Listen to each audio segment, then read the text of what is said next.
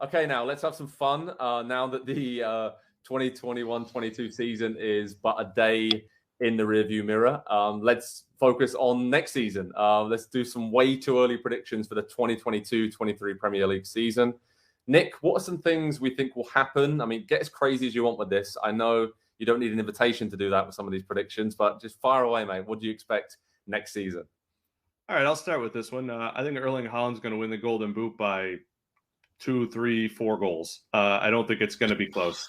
I know this sounds crazy. I know he's got to adjust to the system. I know people are like, oh, what is he going to have to do when he has to, finish great crosses by Kevin De Bruyne? Look at me getting petty again. But, I thought of it when Kevin De Bruyne did the Haaland celebration after he scored, almost like saying like, hey, next year, buddy, this is you. I think he's going to be a smash hit here. And I know, listen, you can mention Timo Werner and Kai Havertz and Romelu Lukaku and even some of these players who had success in the league taking time to adjust. I think he's that special. I think him and Mbappe are the closest thing we have to the next Messi Ronaldo. I agree with that. Yeah, that's a good prediction. Pretty solid one. Andy, any more that are slightly left field, shall we say? Yeah, well, I'll push back on that a little bit because I don't think it's going to be Haaland adjusting to the system. I think this is going to signal when Pep has to change a little bit. Because I just don't think, and you can use Jack Grealish as an example this season. I think you can use other players that have come into Manchester City under Pep as examples as well. It doesn't happen in season one. And two, you can see Jack Grealish being a well-rounded enough player that does enough different things to fit into that system. Aside from being maybe the best goal-scoring prospect that has ever existed, the prototype human to score goals as Haaland is, I just can't see him in the link-up play. I can't see his passing, his range of passing, his touch, just all of those important things. And that's even putting aside the defensive work that's going to be required. It's going to be a tougher transition, I think, than some people think. And that's not to say he'll probably score a ton of goals and he might win the Golden Boot next season, but I'm not going to say it will be a Ronaldo-esque kind of, scoring to spite the rest of the team situation. But there will be a lot more bumps in the road, I think, with Haaland going to Manchester City and the fact that he's playing for Pep.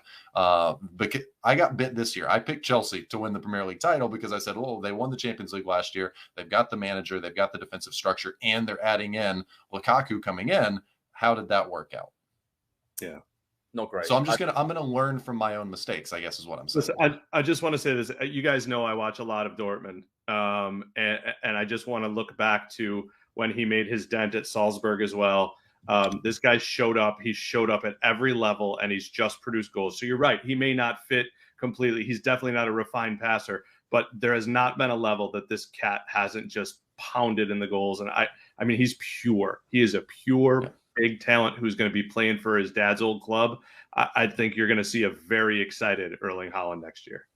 I agree. The only issue I have is this season he's had a few injury problems, so maybe the physicality of the Premier League might be slightly different to what he's been used to. You always hear that when players come over. Even the Bundesliga surprises me because that does always strike me as well as a pretty good match physically for the Premier League. But the amount of players who still say, oh, it's so much faster, it's so much more physical. So that will be the one adaptation, but he shouldn't really struggle in that regard because he's an absolute unit.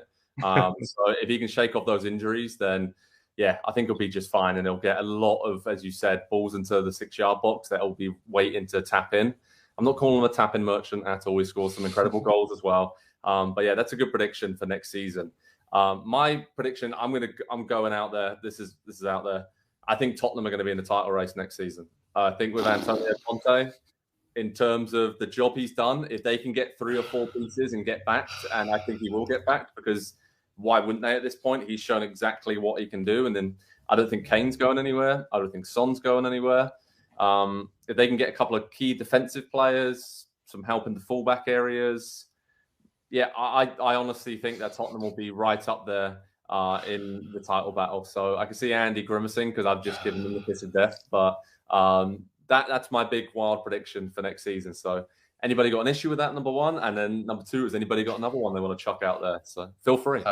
I think I'm out on Spurs now. They've gone too mainstream. They're too big for me. If we're talking about Spurs being, it is wild because mine was going to be, I think they establish themselves as the third team next season because for the point that I made earlier this week, they have a special human, a special manager leading them. The ideas coming from him. I think they've got a couple of very special players who I think love playing for the special manager. And it's funny that they had to go through having the special one to then get to, the actual special manager for themselves. So top three, sure, I could see it, but title race is. I'm saying that I'm not saying they're going to win the title, but I'm saying they're going to be in Sure. the title race. I think they have enough there to last. I guess especially against the big teams, I think they really have shown this season against Liverpool and against City, they can hang with those guys. So if they can just take care of business against the mid-table teams, which they struggled with at points this season, then I think they're going to be right up there. So. Yeah, that's undoubtedly where they made their biggest leap forward this year was, especially under Conte. And I think I wrote this in the recap for the game on Championship Sunday, the players now expect to be a Champions League team, not they hope to be. And that's the same mentality as the manager has. He came in and said, we are going to finish top four, or I probably won't be here next season. He might not have said it as clearly as that, but you can read between the lines and find that. And the players said, okay, we like playing for this guy. Let's finish fourth so we can have him next season. So I think the mentality that has always been the issue at Spurs, they've always been a little bit weak-minded. They've always folded in pressure situations, those big games. I think that they have the belief now that they could go on. I guess my question would be, were Chelsea in the title race this season? Because if we're saying they were, then I would say the Spurs could maybe be in the title race next season. No, they weren't. I think early in the season they obviously were, but then pretty quickly we found out that they were not legitimate title contenders. I think it all happened with Lukaku's form as well. He started really well. There's a lot of momentum around the club after the Champions League win, but I never really saw them as serious title contenders. But I think Tottenham can hang in there next season. That's my bold prediction, if you will, for the next Premier League campaign. Nick, have you got any others? I've got a couple of manager ones for you. How about this one? Frank Lampard is either going to be not Everton's boss or just unemployed by Christmas. And you're going to read a lot of articles that say how hard done by he was after keeping them up, when I honestly think most people would have kept him up this year. The other one is Erik ten Hag might win Manager of the Year because of how bad United was this year. It's not going to be difficult if you look at their point total for them. They're still not going to be a contender. I'm not saying they're even going to be that great, but they were run so poorly this year from the top down. I'm not even talking about the manager. I mean, Ralph Rangnick was put in a bad spot. So I think they'll improve their point total by double digits. Yeah, I agree with that. I was going to say United to be pushing for the top four. This is a team that finished second the year before that. And yes, it was very different. Liverpool. And I was hurt, but still.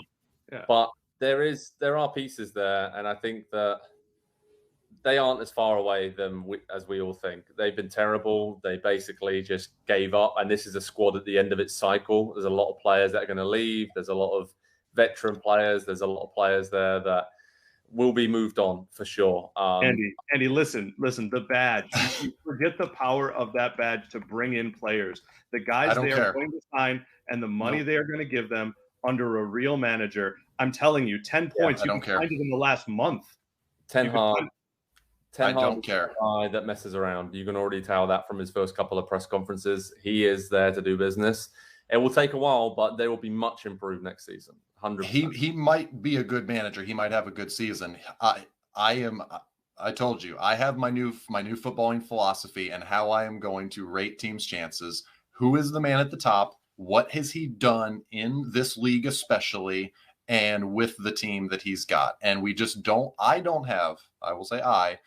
have enough evidence of Ten Hag in the Premier League at Manchester United because he's not been there before. So I am not just going to buy in and say, well, it's Manchester United. We've been saying that for a decade, and it has not mattered.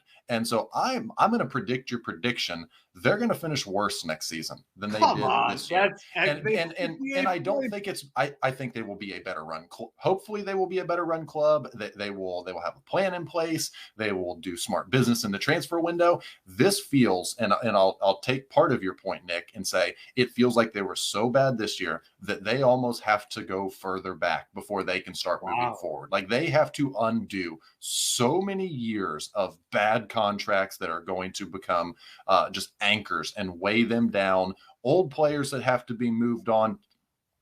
7, 8 new starters probably required to get them to what you guys are talking about being a competitive team in that top 4. It's not going to happen in one summer. So I think there's going to be a little bit of regression before they can move forward. One thing, pick any mid-table team and tell them they're going to get Sancho and Rafael Varane next year.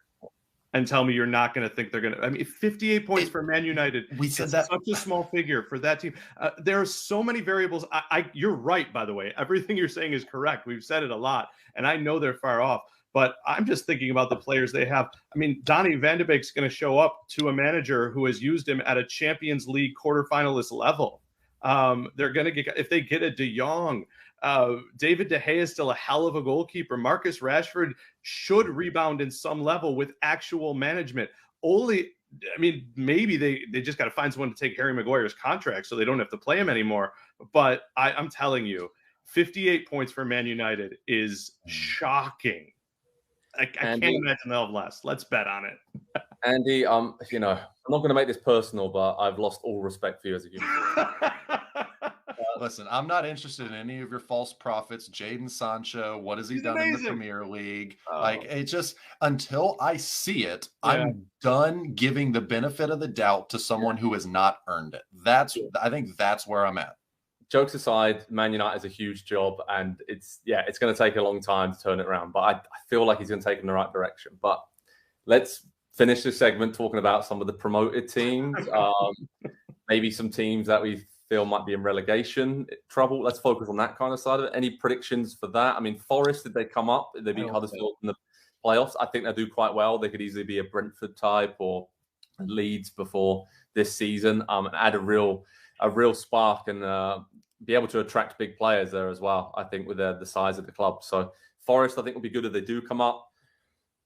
I'm not big on Fulham or Bournemouth. I just do think they kind of fall into that yo-yo category. I'm not sure they can be trusted to spend the money wisely, and maybe they won't actually be a little bit hurt by how badly they've been hurt in previous years of going down and the way they've spent their money. I think that might impact their philosophy slightly. But anybody got any strong feelings on the promoted teams or any teams that might struggle and be in a relegation scrap next? I already know one team you're going to say, so just get it out there straight away.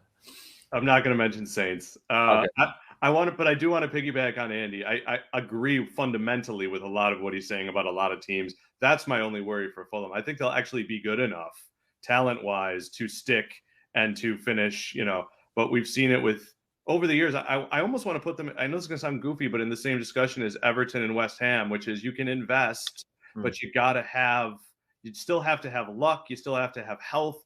You have to have the boss. So I do think there's a chance. I think Fulham's going to stay up, and I think there's a chance that they're decent, but I just can't.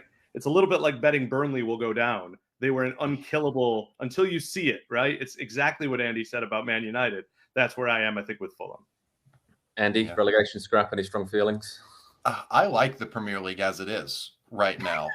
There were the 17 teams that stayed up all brought something to the league. They all added something to every game. There was, whether it was a tactical thing, whether it was a kind of a transfer model, or just they do something interesting. They add value to the league. I think we got rid of the 3 teams that added. They're gone now. We can say they added nothing to the league this season, aside from Burnley taking it to the final day. That was the amount of their value to the Premier League. So the 3 teams can come up, they can go right back down, because I like the 17 teams that we've got in the Premier League right now, because they're all unique. They're all interesting in their own way. And I think they all try, for the most part, to play pretty good stuff as well. We talk about City, Liverpool, and the big clubs is why maybe the Premier League is so strong. It's all the other teams down below that could beat a City or Liverpool on any given day, but they will push them just enough to let them know, hey, you were in a game today, you could have lost today, and then the next game you're going to play against a team going to be just as good, and you're going to have to do that 38 times in a season. I think that's why that's Pep's point about why the title is the Premier League title is the hardest one to win of all the trophies that were on offer for Liverpool this season. Okay, that was the way too early predictions for the 2022-23 Premier League. Probably one of the most enjoyable segments we've ever done. A lot of banter going on there, lads. I remember over at Pro Soccer Talk and NBCSports.com, we have all the latest news from around the Premier League. And of course, the new fixtures come out pretty soon, gents. So we've only just finished this season, but we can already start looking forward soon to the fixtures, see who's playing who. And that's going to be a lot of fun. Hi there, I'm Rebecca Lowe, studio host for NBC's coverage of the Premier League. Don't forget to hit subscribe to watch highlights all season long, and be sure to tune in for Premier League mornings every weekend at 7 a.m. Eastern. And for even more content, head over to Peacock, where we've got live games, original series, and a dedicated round-the-clock Premier League channel featuring studio shows, classic matches, and much more.